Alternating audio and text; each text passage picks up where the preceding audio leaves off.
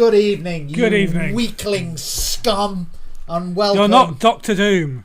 You're not Doctor Doom. I'm a member of the new Skonos Empire. I've gone all Nimon this week. Weakling For scum. the glory of the second Skonos Weakling scum. Oh, I can just come out with that. Every time I watch that again, I just want to repeat that line again and again. But yes, welcome to Talking Who, the world's only, the galaxy's only live Doctor Who web series, webcast discussing video the very podcast latest of what is going on in Doctor Who, whether it's the new series, the brand new episode showing DVDs, the latest DVD releases, other merchandise, and of course spin-offs such as Torchwood, of which Elisar's a huge fan, and Sarah Jane Adventures should be starting quite soon, isn't it? Yeah, yes. It's within a couple of weeks. It's actually going to be very bittersweet when that starts, because I love the show, and Sarah Jane is, of course, just about everybody's favourite companion, but at the same time, this is it.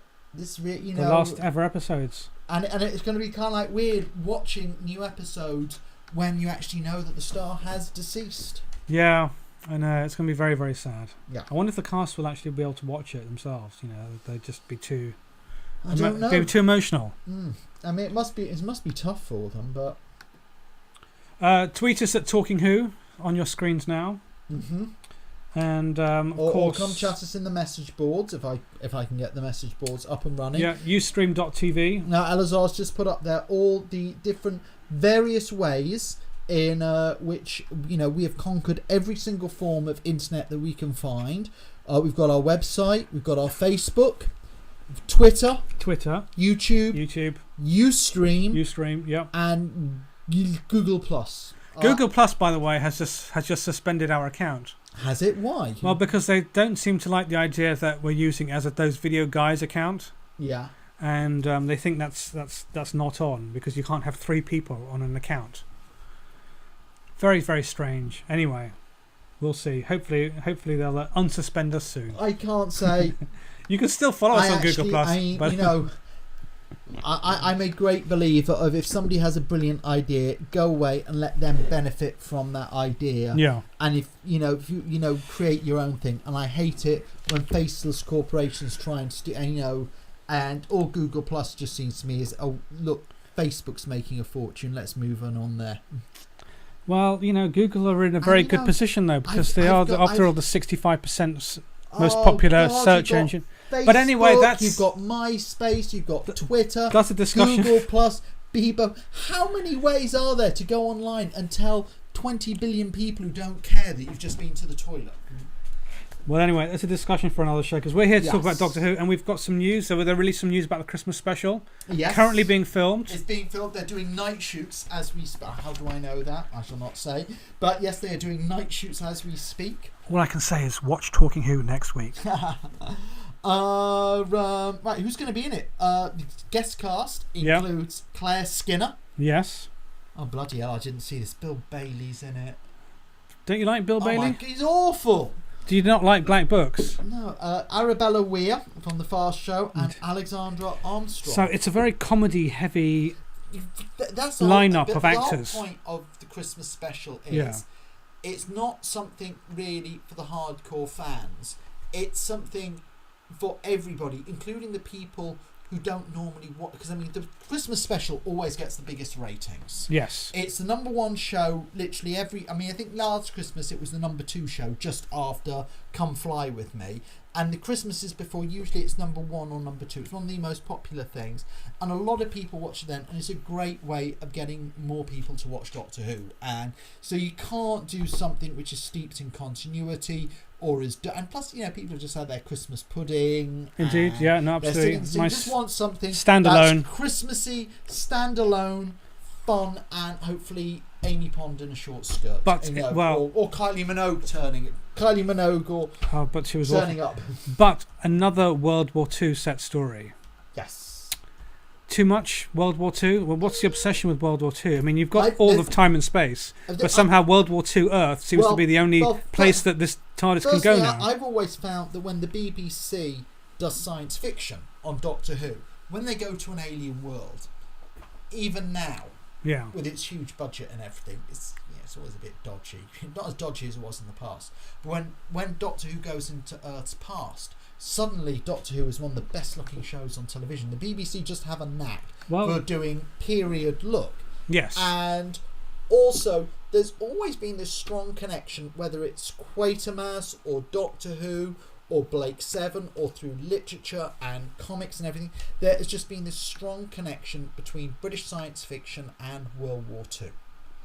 And I just think you only have to look at the Daleks or the Sci-fi. I mean, when I went to see the last Harry Potter film, and there was a thing of Hogwarts has been taken over, and you're seeing all the students marching in line like a bunch of stormtroopers or Nazis. Yes. And there is just this obsession within British fantasy of the fear of the kind of like the mind-destroying Nazi totalitarian state taking over. And it's just something that's always been, whether you're looking, as I said, at Quatermass or Blake Seven, and it's run straight through all of Doctor Who. So there just seems to be people, Dan Dare, that was World War II in space. The Mekong, the Treens, they were Nazis. So and I've always found it very odd that in its 27-year history, Doctor Who actually never really went into World War II, although it was hugely alluded to through the Daleks and the Cybermen and other things. Yeah. You never actually went to the Second World War, although there was a Patrick Troughton story that was written which ended up not being produced. Oh, okay. But he never went to the Second World War, so they're catching up now. Yes. And plus we now discover that the Doctor is mates with Winston Churchill. Indeed, yes. And well, I guess they're also kind of acquaintances with Hitler as well. Yeah. Doctor Who Ellis in the chat room says, feeling ill this week, so I know Talking Who will cheer me up. Oh, thank you, Doctor Who Ellis. I hope you're feeling a bit better. T. Chalky says, no matter how good Bill Bailey is, people will always see him as a comedian. Well, it's just, for me, I've never really seen him that much as an actor. I've seen him as a comedian, and he never made me laugh. And I also remember once he got on my nerves a lot when Channel 4 did it was BBC 2 did the Godzilla night. Yeah. And Bill Bailey was hosting it, and all I could think was, who wrote your script? Didn't you do some fact checking? Every fact he came out with about Godzilla was wrong. Godzilla. Okay, so what else we have? The Gallifrey Times says people like World War II on Doctor Who. They do. I mean, people always. I mean, for me, if you tell me they're doing a Doctor Who story that is set historically, I get more excited because it's all the American science fiction like Stargate or Battlestar Galactica and stuff. It's all. They do one type of thing very well. What Doctor Who does really well that nobody can compete with is science fiction set in Earth's history. Well, it was interesting because last week Jeremy Bentham, the founder of the Doctor Who Appreciation Society, said that if there was one missing story he could return, it would be Marco Polo. Well, apparently, Do you think we need to have more historical episodes like that again? No, I think that audience tastes and perceptions have moved on. But as a setting, I think as a purely historical story, I don't think would interest people. But whether it's a story like some of my if you ask me what my favourite Doctor Who stories, I'd be like Talons of Weng Chiang, The Girl in the Fireplace, period dramas, stuff like that, which mix science fiction with the period look, the Pyramids of Mars, the Visitation, wonderful stories, and just the fact that you don't normally get science fiction like that, coupled with the fact that the BBC can tackle it so well. They have warehouses full of costumes and props, and the costumes, the acting, the sets, the look. It's perfect. I mean, The Girl in the Fireplace for me is still one of the best new Doctor Who stories, and The Talons of Weng Chiang is just one of my favourite classic ones. Deborah Hesselt disagrees. Yeah. She says, yes, Elisar, more historical stories. Great idea. Yeah. Okay, so this week, or last week, was the ending of Torchwood. Yes, it was. So, what? How did you find it after an epic 10? This is almost like Torchwood's Dalek master plan, an epic 10-part story. It was, by the end, I just didn't really care anymore. To be honest, I mean, I'm sorry. when it was all revealed to be a big hole in the world, going from one end of the world to the other, I'm thinking, well, hang on a second, this is like actually quite a major thing here. And somehow the Doctor, if this is set in the world of the Doctor hasn't come across a hole in the world. Well, notice they threw in some kind of like random reference to the Silurians and Doctor Who there, and then Captain Jackson was talking about his arse. What got me about this hole in the world is if you found a hole in the world, wouldn't it be in the ground? It wouldn't be in a wall. Well, this was the other thing. It just didn't make sense. It didn't make sense you were looking at it like that. I thought you'd be looking down at it. It was like a cliff, and it was like a cut in the cliff. It was a hole in a cliff. It's like that's a valley. That's not a hole in the world. They got lots of them in Wales. Gwen sees them all the time. Deborah herself agrees. Watch Torchwood. Sorry, but dreadful. It went on for 10 episodes.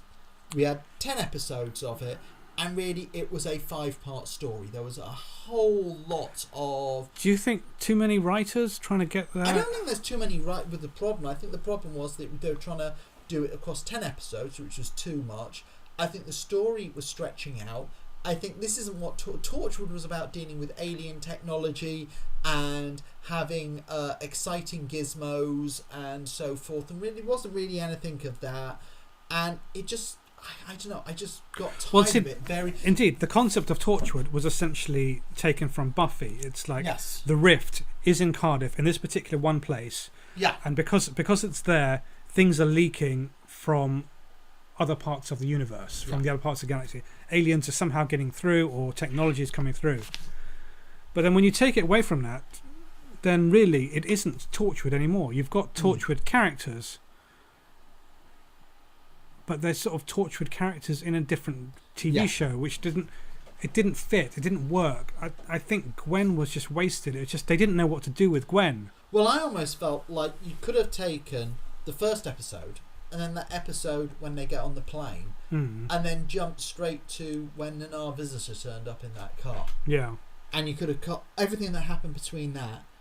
Basically, was just going round and round in circles, chasing dead ends to keep the plot line going along. And it also kind of like didn't make sense to me, because I thought Captain Jack, maybe I'm wrong, maybe somebody can correct me on this, but I thought Captain Jack was immortal because he was a fixed point in time, that when Rose repaired him using the energy from the TARDIS console, he was a fixed point in time, which is why he doesn't age, why he can't be hurt and can't be killed. But now suddenly it's something to do with something in his blood.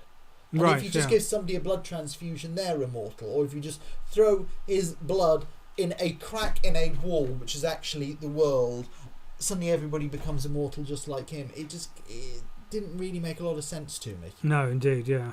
It was weird, and the crack in the wall was really weird as well. I felt the last 2 episodes built up a bit of a momentum. It was a bit exciting. John Delancey I thought was fantastic. John Delancey was a great, but he's a great actor. He really ate up the screen. I thought. I'm surprised they kept on that guy who plays Rex, because I really was not very excited by his character. Do you know the actress's name, the redhead who was the publicist? I thought she was very good. I'd liked, because apparently they're already working on a new series of Torchwood. There she is. Yes, they're apparently already working on a new series of Torchwood, which kind of surprised me. I thought, along with John Delancey, she was one of the best things in it. I think she really ate up the screen. Yeah, and it's interesting to see actually where they go with her, because I assume that she will actually be back. We had some tweets in the week. At the Real Reese says, weakest Torchwood series season yet. No Cardiff, no Rift. Just Torchwood characters moved into a different programme. At Tony Presley says, Torchwood was 3 fun hours stretched to 10. The Dane subplot was pointless. Lauren Ambrose was fun though. I'd agree with those comments. And if you look on the internet and the Doctor Who message boards and so forth, that seems to be the genuine opinion. The ratings were a lot weaker than normal for Torchwood. I don't know how the BBC feel. I mean, I know a lot of people. But for the BBC, it was a cheap show. They only had to put in a tiny percentage of the budget, so they get a show which, okay, so if it gets 4 million. 4 million is not bad for probably what the money they spent on it. Yeah. Ask them to put in the majority share of the budget. They'll probably say they're not going to do the series anymore. The question is whether Stars would want to continue it or not. Well, apparently there is going to be another series. stars. Well, we know what they're like. From what I heard, it's going to be 6 parts, though. Well, I'm sure they're reading the message boards and seeing what the they were watching Talking Who. They've said that Elisar Cabrera. Tom Greaves says, I bet they didn't even reference the time energy that was in his blood given by Rose. But they did. They made a couple of references to Doctor Who throughout the show. Okay, the very end. Rex is immortal. Yeah. I mean, I just got really... Actually, I got upset. I got upset at it. I did not like it. It's stupid when the show comes back. We're actually with two immortals on the show. It was... I didn't know what they were thinking. I have to say, I did not know what they were thinking. What is that all about? And why didn't Rex actually realise he was immortal? Because it had a bloody big pole shoved through his heart. And all the category ones died when they fixed everything, except for him. The very minute that they fixed everything, I mean, I thought that was the whole point, was he's trying to save the world with the knowledge that once he saved the world, he's going to die. Yes. So the minute he's still alive at the end, he should have at that point be going, hey up, what's going on here? But... And you know, why didn't this hole on the earth still take all the blood? I mean, it just seemed to be coming out. But it just sort of we'll just give them enough to keep going. I don't know. It liked its blood, so I don't know. Cameron Yard Jr. Torchwood Miracle Day was 10 episodes too long. The Gallifrey Times. I think the whole series was pointless. BBC had wasted their money. The thing that also got me was, I felt that on Doctor Who, Captain Jack's very loud, very gregarious. He's always got a smile on his face. He's always got a joke, no matter what the situation. He's always having fun and seems very full of life. This series of Torchwood, Captain Jack seemed very depressed, morose. It really didn't seem to be focusing on what John Barrett means. Predatory as well as on the whole sex front. Well, there actually seems to be an entire episode which is, we've got to urgently save the world, but I've just walked past a gay bar, so I'm going to have some naughty bum sex right now. So, I mean that harks back to, not even Jim Kirk was that bad. I mean, at least Jim Kirk got his job done before shagging the green woman. Doctor Who fan 2012 says, this season of Torchwood reminded me of a season of Alias. I can never get through Alias. No. Doctor Who Ellis says the Welsh parts of Torchwood were probably the best parts of the series. Yeah.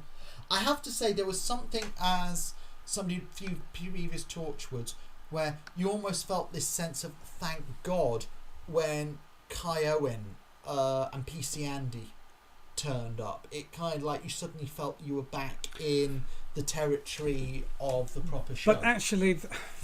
Yes, but they got to a point where Gwen out doing something and then getting a phone call from Kai Owen saying with the baby and something's happening at home, and it's just like, oh my God, how many times are they going to do this joke? You know, we know she's married and got a baby at home. Do they have to keep reminding us every 5 minutes by having Kai Owen call for no reason except to talk about his father? The father. What's PC's already. What's PC Andy's actual position with the police? He's a constable. But he seems to do everything. I mean, look, at one point of the thing, he's leading an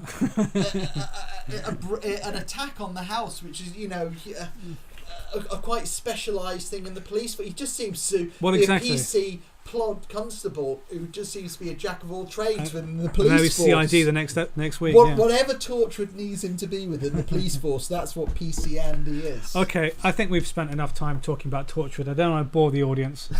Audience seems to agree with us. You've got to be careful about saying you want to bore the audience when you're talking about Captain Jack. Everyone seems to agree with us in here, so that's interesting. Oh, it's a shame there's not any pro-Torchwood people in the chat room. We'd like to hear your opinions. You want to know something? If we were doing Talking, because we're doing Talking Who, and we're talking about Doctor Who fans, I think Torchwood has become, as I was saying earlier when this started, I can't think of any spin-off series which is tonally less like the show that it's spun off from.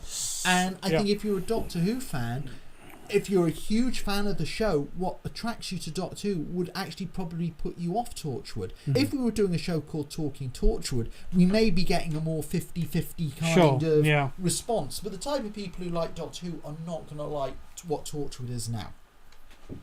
Yeah, no, indeed. And talking of Doctor Who, we had a brand new episode of Doctor Who this week as well. with David Walliams. David Walliams. Under all that makeup, you just could not miss him. That was... I mean, he's David Walliams. Whatever the makeup Yes. is, it's always David Walliams, isn't he? Mm. The God Complex. I quite enjoyed his. I mean, the idea, an alien race that has been conquered So much they've just turned into complete. They're weasels, and they actually physically now look like weasels. Yes, and they've actually evolved into somebody, weasels. They don't know what to do. They want somebody to order them about, so they know what to do. I actually thought they were going. I thought they were actually. I mean, they did swerve me because I thought that he was going to end up being the bad guy, and somehow he'd actually orchestrated everything, but he didn't. You know, it was different. I thought, but we had the return of Scary Dolls after only 2 week absence of Scary Dolls. I mean, you know. I really felt like a bit like last week's episode. I mean, what I found very interesting about this season was for 4 years, all the hardcore fans would roll their eyes when it was an episode written by Russell T Davies, and they would look forward to the Stephen Moffat episode. Yes. And now Stephen Moffat is in charge of the show. I absolutely dread, the episodes I've hated this season have been, Demon's Run and Let's Kill Hitler, and anything written by Stephen Moffat I've actually not enjoyed. And yet the solitary stories that we've had, yes, like this episode, the standalone stories, this episode, last week's The Girl Who Waited, The Doctor's Wife, these have been amazing stories, really. I mean, and even though it wasn't like a classic, I felt The Ganger two-parter was a good, solid, going back to basics. So I suppose then the question is, good. Stephen Moffat had fallen into the same trap as Russell T Davies. It's like we have to have some sort of huge, big arc story, and it's got to be big. It's got to be explosions. I felt the problem with Russell T Davies' episodes was I always felt that they were barely plotted. They were purely about character. He was more interested in looking at the relationships between them, what's going on with Donna, or what's happening with Rose and Mickey Smith, that kind of thing. But they were also about something giant happening that's affecting... But I always felt the plot was... There was never any depth to the storyline. It was almost like a first draft script. Yeah. Whereas Stephen Moffat is the complete opposite. And they're so densely plotted, and sometimes I feel just so rushed. Right. That I just feel he has to, it's like he's got so much story to tell, and he's got like 6 episodes worth of story to tell within a 40-minute episode, and you just come out with something quite unsatisfactory for the total opposite reasons I would have criticised some of Russell T Davies. I'm actually missing Russell T Davies. That's what's bizarre. I'm missing, dun. But the God Complex, I mean, simple idea, just a hotel. It was absolute classic. Handful of characters. Under siege, not knowing what's going on. So you've got the mystery of what's happening to them, coupled with the fear of what's going to happen. Yes, so sort of 10 Little Indians style. And which Doctor from the Robots of Death. Yeah. So many times the Doctor Who has done this so well. And as I said, it was almost like we had the Ganger episode this year as well. It's just going back to basics of what makes Doctor Who good, and very much a feeling of the film The Shining. Yes, I felt within the hotel. Shining, one of the greatest horror films ever made. Did you know that they're showing, I think in the next couple of weeks in the States, a print from because about 2 minutes were cut out of the Shining. I didn't actually believe that. No, those 2 minutes actually still exist. Yep, they've actually going to be showing them for the very first time since the original release. I look forward to Bit that. of a tangent there. but I thought this was a great episode. I loved a lot of the continuity references. Yes. Funnily enough, at the start of the episode, I was a little bit... While I was happy with the continuity references, I was a little bit frustrated that when you saw all the pictures of the past, I think we see a modern Sontaran, Silurian, a Jadoon. You're very much seeing this and you're thinking Doctor Who's got more than a 6-year history. It's got a 31-year history. Why couldn't we have had a Draconian up there, or a Jaggeroth, or something like that? But also maybe ones that would have made sense. I mean, probably like an Ogron or something. Yes. What would scare an Ogron? Probably everything. But then straight at the end, this is almost as left field as the Macra turning up a few seasons ago. The Nimon, well, a cousin, a relation Well, I mean, Nimon. I suppose the cousin thing is just a way to explain why they're going to be changed and look different. Yeah. But hey, well, the Nimon actually in the Horns of species, Nimon, the species, go out, they multiply, Well, they go to other planets, and they evolve and they change. Just imagine if, say, an alien met me. I'm very pale, very pasty, not very well built, and I was standing next to, say, Mike Tyson or Rick Fox, totally different skin colour, foot taller, very physically, even within, and look at dogs. You've got a sausage dog, and every dog is genetically the same, which is interesting. But say you've got an Alsatian and a sausage dog next to look completely two different species. So straight away you can say that. But genetically they're the same animal. Yes. Indeed. So you can say that with and it was very much that was how they were in the Horns of Nimon, that they liked to be worshipped. Well, this is the thing, and I really think we need somebody walking down the corridors going, "Oh, Nimon." In Doctor Who Confidential, they really downplayed this connection to the Horns of Nimon. I mean, Toby Whithouse has actually written essentially a sequel story. Yeah. He's brought back an alien species from the classic era. They've got a new look, but it's still the same species. It's called the God Complex. It's all about worshipping and I mean, in the Horns. Well, we're going to discuss the Horns of Nimon later, so stay tuned for that. But the MO of this alien creature is about being worshipped, or in this case, I guess it's more experimental. But in the Horns of Nimon, they want to be worshipped in order just to steal the resources of a planet. But the MO is the same. They use a maze, and in this case, we have the ever-changing walls of a hotel room. So this is much more connected to the Horns of Nimon than just essentially a word reference. It's a Nimon, and in Doctor Who Confidential they had no mention of it at all, other than Toby Whithouse just in one sentence talking about that it was bringing back the Nimon, and I was just really surprised. What is it? I thought they were embracing the history, and suddenly they just ignored the fact. Well, I didn't actually watch Doctor Who Confidential, unfortunately, so I missed out on that.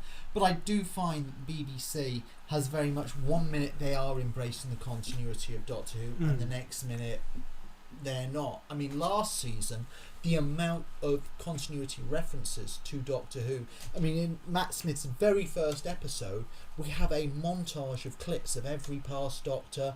He's constantly going around with pictures of William Hartnell in his wallet, stuff like that. Yeah. And as you said, suddenly this one, they could have maybe embraced the Nimon a bit more. But I was just very excited. It was a lot of fun. Who'd have thought a monster like the Nimon being brought? And Doctor Who's got a wonder. I love the fact that we're getting new monsters. I love the fact that they're trying out new things. But Doctor Who's got a 26-year history. So it is nice to see certain monsters reinvented. And I don't think they need to say it's a cousin of the Nimon or something like that. It's just a Nimon. Because so what, it looks different. We accept the Sontarans have been updated and the Dark. Of course, it's a new series. They didn't go into too much of a thing on Star Trek about the Klingons. And the Silurians had already been established that different tribes have different looks, because they established the Sea Devils, who are basically Silurians. Sea Silurians. Yeah. Indeed, we call them Sea Devils, but that's because it's the name of the episode. They're not actually called Sea Devils; they're called Silurians. Right, now looking in the message boards. Yes. Doctor Who fan 2012. He or she says, I think Moffat is the best thing that's happened to Doctor Who in a long time, but his episodes this year have not been that great. Doctor Who Ellis is absolutely shocked that I'm missing Russell T Davies and points out, did I see Miracle Day?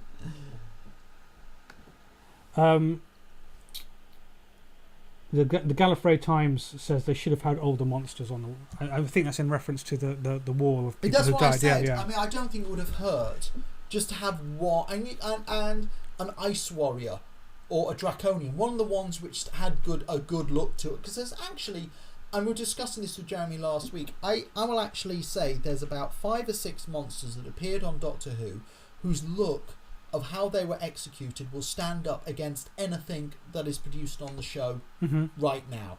and the Draconians, the Ogrons, the Zygons, the Ice Warriors. There's a bunch of monsters straight away who I think what they achieved in the makeup and the costume design looks as good as anything you've got on the show now, and it would have been nice to have seen one of them up there. I still cannot believe the Zygons haven't returned, to be honest. It was very much set up at the end of the story that the Zygon fleet has been invited to Earth and is on its way to Earth. The Zygon, because their homeworld's been destroyed, but they've escaped. There's a fleet of Zygons out there somewhere, homing on Broton's signal. Right. Well, I mean, I suppose. But this, how did you feel about this episode? I enjoyed it. It's an enjoyable standalone episode. Yeah. And I did think there was too much similarities, I suppose, to stuff that had only recently been seen. I mean, I guess for me the ending, wasn't that different. We were essentially in the similar territory as Night Terrors. Now, how do you feel about the ending, though? That the Doctors dropped Rory and Amy off. Okay, the very ending. Okay, but I'm talking about the ending of. Yes, okay, I know that. Let's just discover. Oh, wait a minute. No, it's all wrong. Actually, if we just say this, suddenly it's all over. Yeah. And that was kind of Night Terror-ish. It's so. Again, I do actually feel oddly bit enough similar. The one thing I would complain, just thinking about it now, is that with Night Terrors and The Girl Who Waited and the God Complex, they're three stories which are a bit kind of similar in feel, and I think they could have broken the season up a bit. Yeah, and actually, even Curse of the Black Spot had the same kind of ending. Yeah. Oh, it's just this bit of machinery's gone wrong. Yeah. And it's just a nurse, and it's not what you think it is. And it's let's try and do a really interesting half an hour, and then just sort of put a twist at the end. But so, how do you feel about the actual ending? The ending of Goodbye, Amy and Rory. Yes. I think this was a great goodbye. The one thing which gets me is they've already confirmed that Karen Gillan's back next season. I mean, but they haven't said in what capacity. They haven't said in what capacity. So I'm assuming that it's not going to be the entire season. I think it's going to be. I'm actually willing to bet you money because I wouldn't be surprised. Oh, you think they're going to do a Tegan? Yes, they're doing a Tegan. I reckon they're going to be gone for like half an episode. Yeah. I mean, I wouldn't be surprised if this is to do with the fact that we just had The Girl Who Waited, which was a Karen Gillan heavy episode, allowing Matt Smith to go off and have a bit of a holiday. And I reckon next episode we're going to have a Matt Smith heavy episode. Followed by their return. I don't believe for a second they're gone, and I actually think if they were going to pull a stunt like this, they shouldn't have had Karen Gillan in an interview saying, yes, I'm back this next season, or they shouldn't have pictures of her and Matt Smith filming the Christmas special right now in Cardiff. Well, yes, I suppose, indeed, yes. They need to keep a tighter hold on that. Well, I suppose we should just go straight into the Horns of Nimon, because we've been talking about it anyway. So, yes. DVD of this was decided just on Saturday as soon as the God Complex was over. This is what the DVD would be: the Horns of Nimon. I love this story. I really do. It's a Fourth Doctor and Romana story. Yeah. And what's interesting, one thing that really got on my nerves when Doctor Who returned was Russell T Davies was going on about how for the first time we were going to have a strong companion who was the Doctor's equal. And what was Romana, played by Lala Ward, but I think as much so as it was also with Elizabeth Sladen as Sarah Jane with Tom Baker, here we had a partnership very much of equals. Indeed, and she's fresh out of the academy, so actually she's got all that knowledge. Well, what I always and in the Horns of Nimon, she builds a sonic screwdriver that the Doctor thinks is actually better than his. Yes. So what I always used to love though was I always get the impression watching it that Lala Ward's playing it as if she believes she's more intelligent than the Doctor, but at the same time she's the junior, playing slightly less intelligent, not to hurt the Doctor's ego, but. They both have some great. They're split up quite early in the story, and as in many of her stories, Romana really holds her own, and I think she's just one of the companions. Especially, I loved it with Mary Tam, but Lala Ward is just one of my favourite companions that the Doctor's had in his tenure, because you just really felt the Doctor could have actually taken a story or two off, and she could have carried it. She could have herself. actually carried. She could have carried. I mean, Yeah. actually, she's just would be a great character to return in some way, because.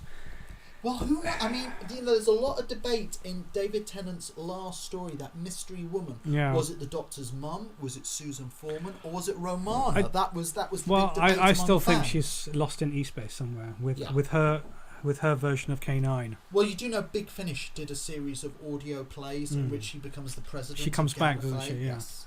But anyway, going back to the Horns of Nimon, I mean, I remember when I was growing up, and this was before you had DVD and before you had video, and I watched the Horn of Nimon as a little kid, enjoyed the story, but then as I'm growing up, I'm reading Doctor Who Monthly, and I'm reading the Doctor Who fanzines like TARDIS and Skaro and stuff like that, and they constantly would slag off and attack the Graham Williams era of Doctor Who. And the Horns of Nimon was actually seen as the worst ever Doctor Who story. But now, when it's and there was a whole lot of fandom like myself who, once that was released on video and then later on DVD, were like, hang on a minute, this isn't even close to it. This is actually a fantastic story, and it's because some people don't like Doctor Who with humour in it. And I think there's a place for serious stories, and I think there's a place for Doctor Who stories with humour. I mean, the 2 episodes as a kid of the Romana 2 era that really are memorable as a child is City of Death, when the monster reveals what he looks like under the human skin, and the Nimon in the Horns of Nimon. Yes. I mean, they're in your, and obviously it affected Toby Whithouse is 40 years. He's the same age as me. Yeah. You know, he's brought them back for a reason, because he's exactly the same age. He remembers those as a kid as well, and there's a lot of great. I mean, I think already there's a lot of great concepts of this. The idea of going to an empire. It's an empire that's fallen apart, but won't let go of its past glories. Yes. That's an interesting concept already. The concept of this alien race, which is pretending to be gods. The use of black holes and a lot of physics stuff, and the travelling through black holes between great distances, and the idea of a giant city which is actually a computer circuit. Yes. And is like a maze inside because it is a computer circuit. And there's a lot of really excellent ideas. Interestingly enough, this story was hit by a budget problem. Yeah. That originally, the Nimons, the way they were designed, that's supposed to be a mask. Yeah. And they were going to take the mask off, and they were supposed to look all old and wizard. So it's a Wizard of Oz kind of thing. Decayed kind of thing underneath. Yeah. And they didn't have the budget and that was actually, so that's why the Nimons ended up looking a bit crap, actually, because it was originally supposed to be some kind of like robotic helmet, and it ended up not kind of working out. Well, I mean, the thing is, it's they'd gone to all this trouble making these great heads. Yeah. And then just put them in skin-tight bodysuit. It's like, well, actually, if they'd just given them some sort of fur coat, then you wouldn't have seen the heads sort of wobble. There's nothing wrong with the heads themselves. It's the fact that they're wearing 6-inch platforms, have their hands stuck out like that, and are walking around like this. It's a bit camp, but, the humour is... There's certain stories, as some fans may or may not know, during Philip Hinchcliffe's period, season 12, 13 and 14, there was a lot of violence introduced, the story's more serious, a lot of horror elements, there were complaints about it. Philip Hinchcliffe was taken off as producer, put on a different show, Graham Williams was put in and told, increase the comedy element, while at the same time facing a third cut in the budget. Yes. And you still had stories like The Horror of Fang Rock or The Stones of Blood, Image of the Fandal, but the idea was to introduce more comedy to the show, more humour, and trying to do it so that kids and adults could watch it on a different level, which is what I got the impression Russell T Davies tried to do with the show when he brought it back. And The Horns of Nimon, very much when they added the comedy, there were certain stories that worked brilliantly, certain ones which worked less so.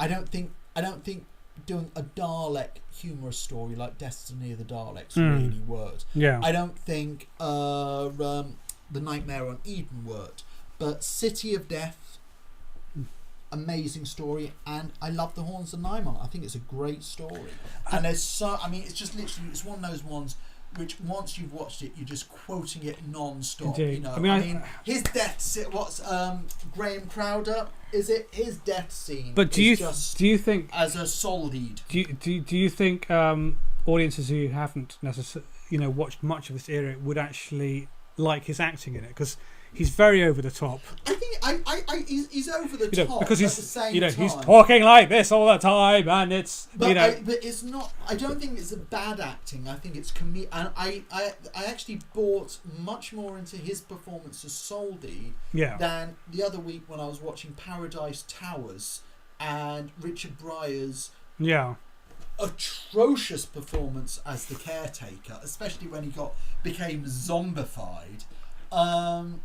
I know that he's come in for a lot of flack for his performance as Soldy. I really enjoyed it, especially his death scene, but it's definitely a kind of pantomime performance which goes up very well against Tom Baker. Yes, as well. I mean, it's very much, and I think it's a really good, fun story. I love his performance. I do think you've got behind Soldy, the leader of the Skonos Empire, this big, tall, blonde guy. He's a bit wet compared to, he's just Graham Crowder's so loud in the part, but there's so much. I especially like some of the lines in it, like weakling scum, or when Graham Crowder's wandering around the corridors going, "Oh, Nimon," and things like that. It's a great story. I really enjoyed it. I've just been asked if we can read out the tweets for the God Complex. Yeah, which we actually forgot earlier. So here they are. At Brad Wyman, shocking how Doctor Who never disappoints. Great episode. It was a good episode. At Gallifrey Times, awesome, scary episode. Nice to see the Weeping Angels again, but wondering what was behind the Doctor's door. Williams was good. I know what was behind the Doctor's door. It was Russell T Davies threatening to come back to write some more episodes. At Doctor Who F82, God Complex seems as though the strongest episodes of the series were left till the final half. Going to miss Amy and Rory though. I don't believe for a second that those two. Mark my words. Before the season's out, Amy and Rory will be back, and we'll have seen Daleks as well. That's my prediction. I'm willing to bet money on that. So here we're going back to the Horns of Nimon. So this is the Horns of Nimon. Yes. This is the Nimon themselves. One of the very problems tall. there, you look at that though. It's their very top-heavy costumes. Yes, huge heads and those spindly little legs on those high heels. The producers themselves actually said the Nimon costumes, it was a budgetary thing. Yeah. They started doing one thing and they just ran out of budget. There was supposed to be location filming on this story. They had to cut that all out, the story and everything. And actually, I think what does come on, I think the sets look good. I think the maze looks very interesting. There's a lot going for it. There's a lot going for it. It's a very entertaining story, and it does have a lot of similarities to the God Complex as far as the Nimon and their motivation. So if the God Complex makes you interested in this Minotaur creature, then watch the original, because this is it's not really a remake, but it's a companion piece, I think, to the Horns of Nimon, the God Complex. They go together. They're part of the same mythology. It is. No, it was downplayed, this is but really interesting. Somebody's put here, Doctor Who fan 2012. Yes. Has put, and this I think is really interesting here. I think behind the Doctor's door was a dead Amy and Rory. That's why he took them home. Very good. I think that's a really interesting point there. Give us if anyone else got any more theories, tweet us. Doctor Who Ellis actually thinks it was Adric. Well, that would be another reason to drop off Amy and Rory, I guess. Doctor Who Ellis also points the Nimon was the greatest monster ever in Doctor Who, until I saw all the other monsters in Doctor Who.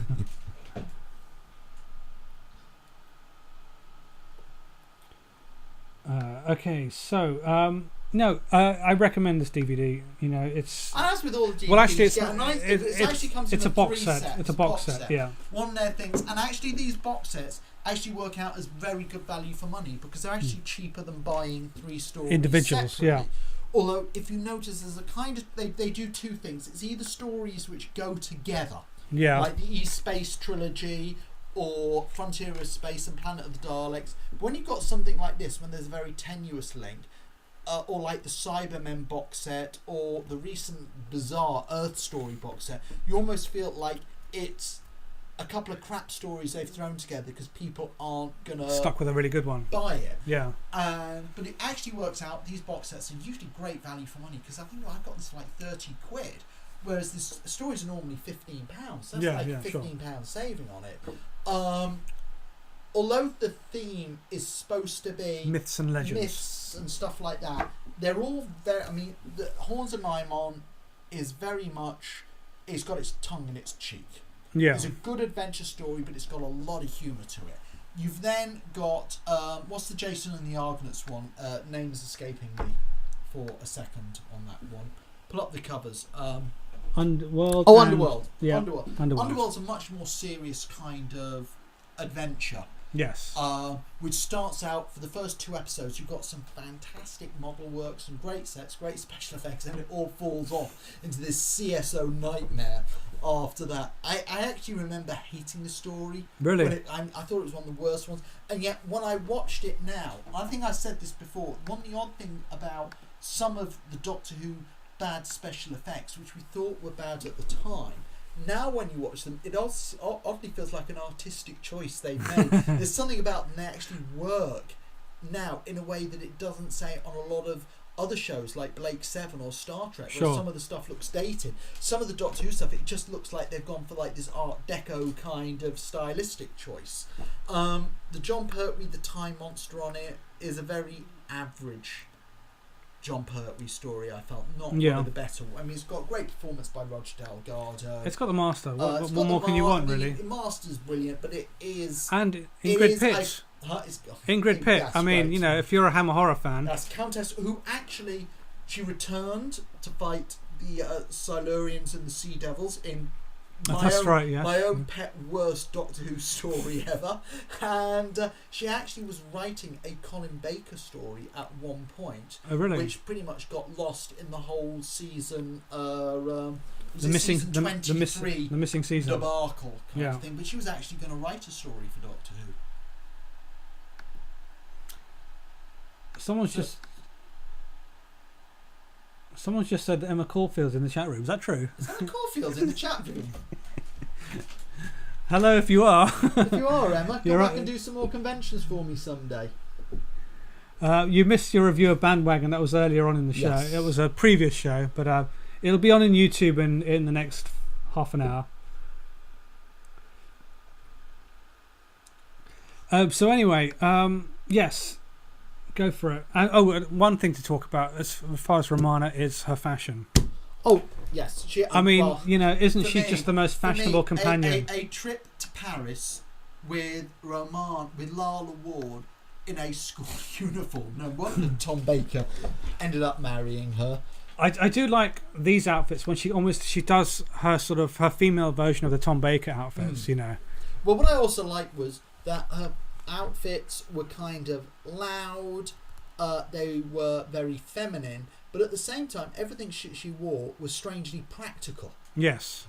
There weren't like a lot of the other companions. You could actually see whatever she was wearing, you could actually run around and battle Nimon and Daleks and Mandrills, and they're not going to kind of get in the way. But also, it's every story she had a new outfit, and yes. Well, why not? Why not? You've got a whole wardrobe to choose from. Wouldn't somebody wear different clothes every... I mean, I worry about someone like Adric, who wore the same costume every day we saw them. Doesn't he have a wash day? Elizabeth Oriana says Romana was the best dressed companion ever.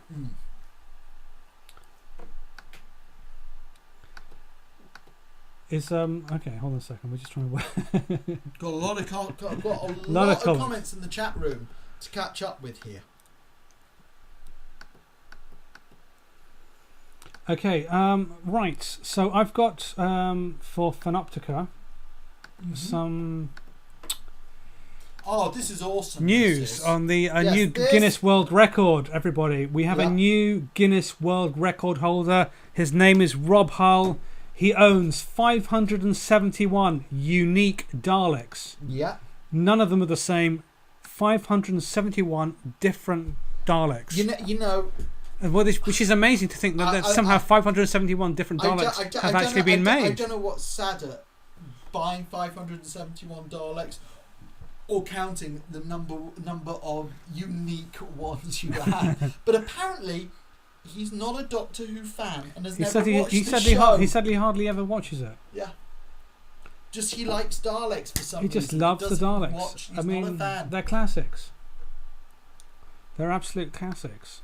He joins the Guinness Book of Records. New entries. There's him with 570 Daleks. Yeah. There's a new world's largest afro and a woman who's got 3-meter long fingernails. I'm wondering how she wipes her ass. Okay, so I've got an interview for you guys. We're on a very short interview. This is with a guy called Andy Priestner, who is a publisher for Classic TV Press. And they've got a Doctor Who book out at the moment. And they've got a very exciting Doctor Who book coming out very, very soon, which I'll tell you about in this clip. Fantastic. Good.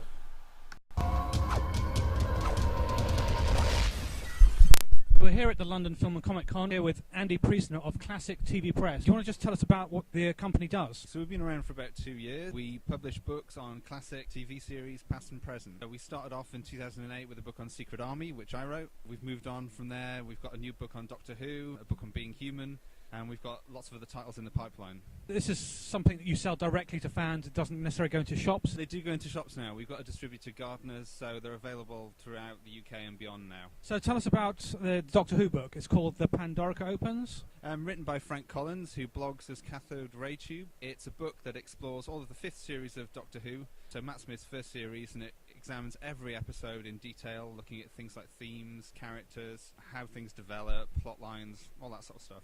Has he got some inside information into the making of the series? He's certainly got some photos from fans from behind the scenes, but I mean, he's a very intelligent guy, is Frank, and he's just like analyses everything and pulls it apart.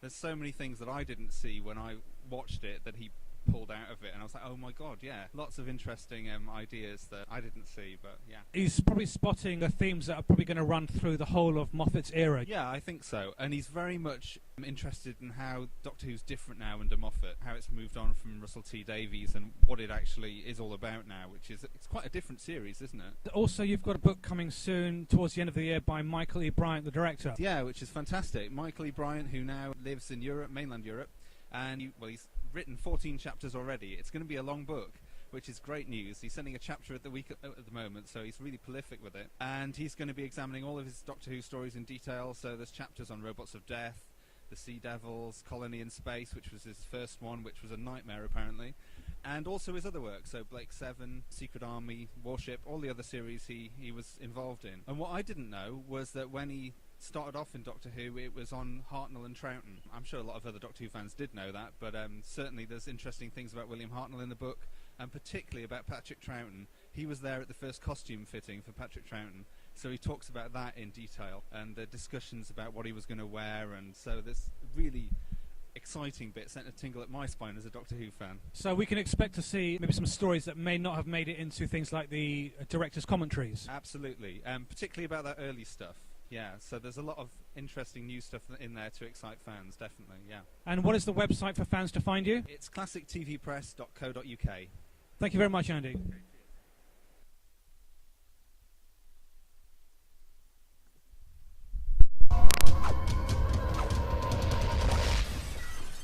We're here at the London Film and Comic Con. There you go. Michael E. Bryant is writing his memoirs. Yep. Really very, very interesting. Doctor Who Ellis asked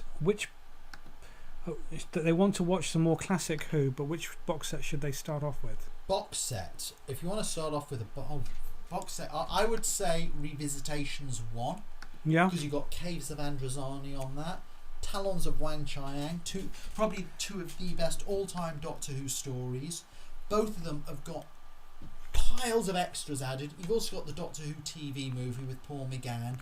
I wasn't that impressed with that, but you've got a fantastic performance by Paul McGann, and the amount of extras you've got on those, and it's quite cheap. It's about £30.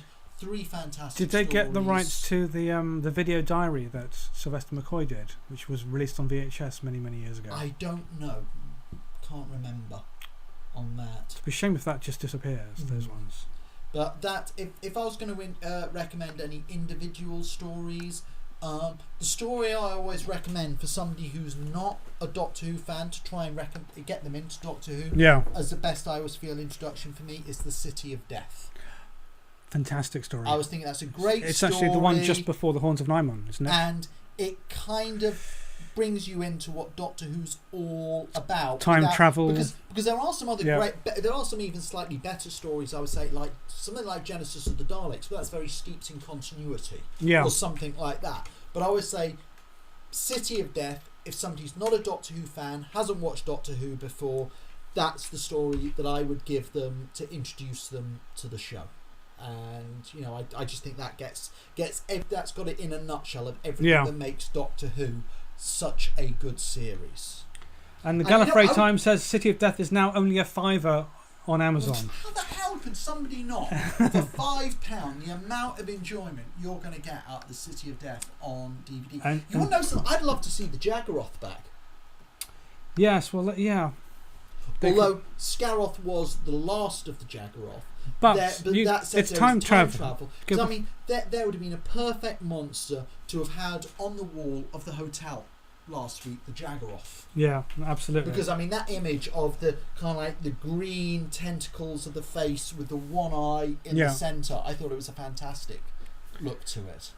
So, by the way, if you're a Buffy fan, say hello to Emma Caulfield, who starred as Anya in Buffy, who's in the Ustream chat room right now. Actually, beyond saying hi to her, you've got to check out Bandwagon, which we reviewed. Bandwagon movie and Bandwagon. No, YouTube.com bandwagonification. Yeah, you've got a fantastic show, and if you're a fan of Buffy as well, go to starfury.co.uk. Repeat that again: starfury.co.uk. If some of you aren't aware already, when I'm not doing those video highs and talking Who and watching Doctor Who DVDs, I actually run science fiction conventions.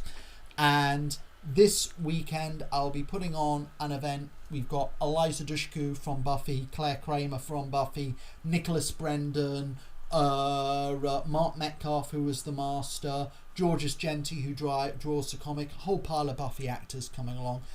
For Doctor Who fans, I warned Elisar this is coming. I was trying to get the details to announce it tonight, but keep an eye on my website. I have a huge, and I mean monumentally huge announcement for Doctor Who fans convention-wise coming literally within the next day or so, and I think people will just go mental when they see what I'm going to announce. And then come on Talking Who next week to discuss it, because I'll have made that announcement. You're going to want to discuss it. We're just arguing dates at the moment. It's driving me bonkers. Now, a Doctor Who fan asked, do you know any upcoming Doctor Who DVDs that are being released? Well, Colony from Space, I believe, is the next story. Colony of Space is next, is the October release. Yes, indeed. That's coming out next. I believe there's an Ace box set coming out soon. Yeah. There'll be a Units box set. Oh, is that? I didn't realise that. Yeah, Invasion of the Dinosaurs is going to be the one in that. Yeah. Well, the interesting thing is, will they be able to colour the first episode? And also coming very soon is The Reign of Terror. Yeah. With episodes, I believe is it 4 and 5? The episodes 4 and 5, which are the two missing episodes, are being animated. They still have the soundtracks, but they've actually no longer have the actual prints of the episode. So that's going to be animated in the way they did with Invasion. And Jeremy, I believe that 2 weeks ago you had, is it Dan Hall from 2 Entertain? Dan Hall. And he exclusively revealed that they are working on a second story. Animation wise, they are. It's in development, is what he would say. But then last week, Jeremy Bentham suggested that Sharda was in the process of being getting animated at the moment. So we'll have to wait and see. We have to wait and see, indeed. Yeah. That. So but we are. I mean, there aren't that many left. I mean, you only have to just see what hasn't been released. 20 stories left to go. So the interesting thing is what they did. They tried to avoid what happened with the video releases was they just kind of like released the best story available that hadn't already been released. So about halfway through the line, suddenly all your favourite stories were out, and it was just rubbish being released. And what they've deliberately tried to do on the DVD release is mix it up. So there's still some fantastic Terror of the stories. Zygons will be the last Tom Baker story released, I think. One of the most requested stories. We've only just had Day of the Daleks. There's a whole pile of other great... The Demons is still to be released. That's a fantastic story. The Demons, indeed, absolutely. Another one of my own favourites, Greatest Show of the Galaxy, which is one of my favourite Sylvester McCoy stories. That hasn't been released yet, and I'm really looking forward to that one coming out. I mean, we broke that story that there'll be a 5.1 on the Greatest Show in the Galaxy. Oh, will there? Yeah, that was an exclusive to Talking Who as well, and that would be in the second half of 2012. That release. Right. So yeah, no, there's still really good stories. I mean, the unit box set has Invasion of the Dinosaurs. It's one of those stories that people want. Invasion of the Dinosaurs is one of those that's very, very well written, very, very well acted. It's got a lot of good moments to it, but it's just whether you can suspend your disbelief when you have the dinosaurs going. Hey, you see worse in movies. No, you don't. And that's in a box set with the Android Invasion. That's a great story. Which is a great story. A very interesting story, that one, because it's directed by Barry Letts and written by Terry Nation. So it's very much at the time, it was old school Doctor Who. That would be a bit like Russell T Davies coming back to work on an episode of Stephen Moffat's. Well, indeed, absolutely, yeah. Okay, so just another short video. This was a short video I'm going to show you. This is from the launch of Day of the Daleks a couple of weeks ago, and this was fan reaction after having seen the special edition on the big screen. Who's your favourite bad guy? I'd say the Daleks.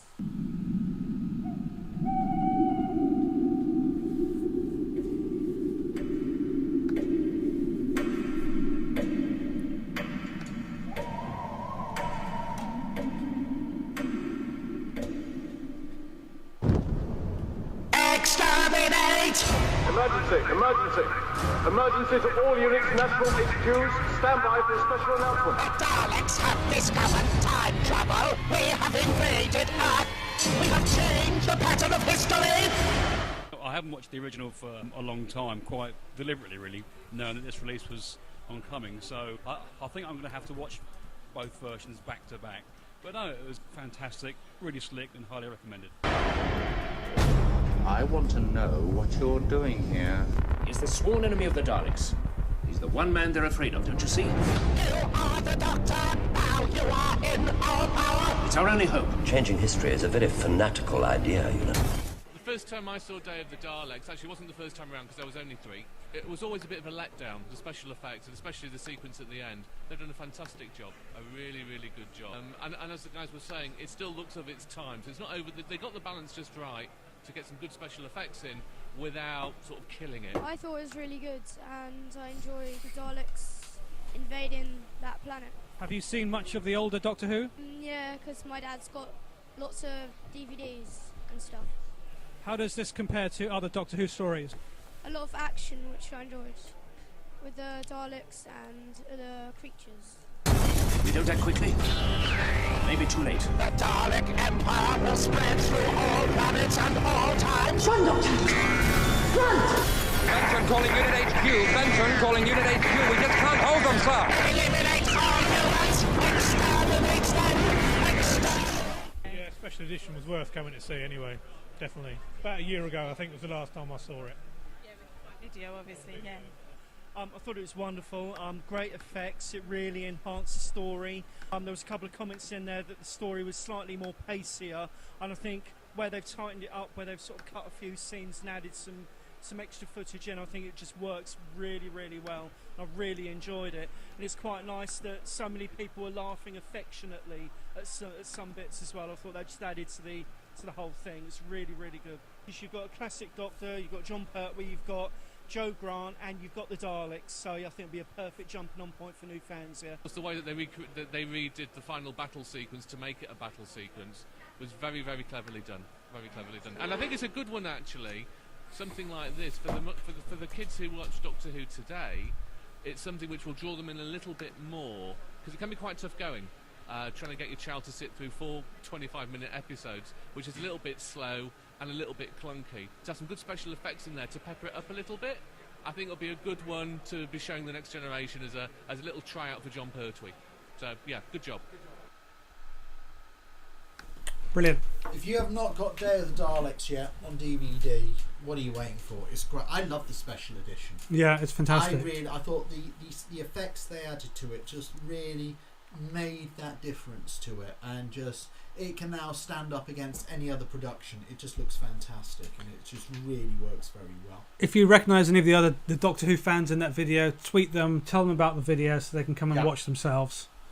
But yes, great day that was, that launch, and it was just really good to actually make that video and actually see what was I really enjoyed about it. It was actually that the kid, there was some kids there as well. There's one that was interviewed, and them just getting into it as well, because everyone's saying, oh yeah, but kids won't watch classic stories anymore. But why not? Of course they do. They love that stuff I think as well. Day of the Daleks is a perfect story. If you've got kids who love, or if you yourself, actually, it goes a bit like what I actually said about City of Death, and I said some other great Doctor Who stories, but they're steeped in continuity. Actually, this is a Dalek story which reintroduces the Daleks. Yeah. A bit like when they were reintroduced in Dalek with Christopher Eccleston. This reintroduces the Daleks, so rather like City of Death, this is a great stopping off point DVD. If you've never watched classic Doctor Who before, if you've never watched Doctor Who before, period, this goes with City of Death as a great story to pick up, and it gives you a full idea of what Doctor Who's about. Plus, with the special edition, you're not going to get put off by any wonky special effects. 2 discs. Yeah. Lots of extras. Great stuff. So, cool. Have we got anything else, or have we rounded it all up? Any last comments? Well, I'm in the YouTube. For all everybody who's watching us on YouTube, Doctor Who Fan 2012 says the new Day of the Daleks looked incredible, and they felt it took a story that wasn't that great and made it brilliant. Doctor Who Ellis said Day of the Daleks is epic. Doctor Who Fan 2012 is also saying they would love to see an animated version of the 2 missing episodes 2 and 3 of the Ice Warriors. Yeah, well, that's a good choice. I would actually love to see the Ice Warriors back on our TV screens. I felt they were one of the classic monsters that would still work very well today in the new series. Yeah, I would agree. And anything within Ustream? Yes, there's Gallifrey Times is reporting that he's Day of the Daleks £12 on Amazon. There you go. And Emma said she would like to do an interview for those video guys. So that would be lovely. We'll she should come back and do another Star Fury event. It's been a while since we've had her over. When was the last time? 2004. 2004, Emma. Yes. I hope that's not the last time you've been in England. So guys, I think that's it. Spread the love. Tell everyone about Talking Who so they can come and watch us next week. We'll be back next Wednesday. We'll be reviewing the latest episode of Doctor Who, as well as looking at... Are you looking forward to the return of... is it Craig, is it? I can't stand that actor. I just can't. I mean, who told him he was funny? His mum? I cannot stand him. But it's going to be a good episode, I have a feeling. I think it'll be a good episode, but... are there the Cybermen in it? We have Cybermen, apparently, according to the trailer. I'd rather see. And we're missing some Daleks this season, and if there's no Amy Pond's legs, I'm going to be a bit disappointed. But yes, we'll be back next week. Gallifrey Times says James Corden is a legend. He's a legend in that he is so crap. Anyway, we'll be here same time next week, 9 o'clock, reviewing the latest episode of Doctor Who. We're going to pick a DVD to review, and we're also going to look at... Or tweet us an idea. Is there any DVD you'd like us to talk about? And then we're going to look at what's going on in the world of Doctor Who and fandom. And I may have an announcement convention-wise which will shock the hell out of all Doctor Who fans. It might be before Talking Who. Maybe it might be... It's going to be the minute I'm given... the minute we've agreed on dates. We've agreed on everything else. They're doing it for me. It's just dates. If you've got some theories, tweet us. Let's hear your theories on what Sean's announcement could be. There's the Twitter address again. Right. Yeah, you can follow us on Twitter. We're on everything. We're on YouTube, Facebook, Twitter, Google Plus. You can follow me on Twitter. And Elisar, we're both on Twitter as well. There you go. I'm Elisar Cabrera. Oh, what's wrong? No, they're the wrong way round. And this is Mr. Sean Harry. Okay, I've got to update that for next week. Yeah. Okay, so guys, that's it. It's been a pleasure as always. There's nothing me and Elisar love more than spending an hour talking about Doctor Who. So please join us next week for another Talking Who. See you guys. Take care then.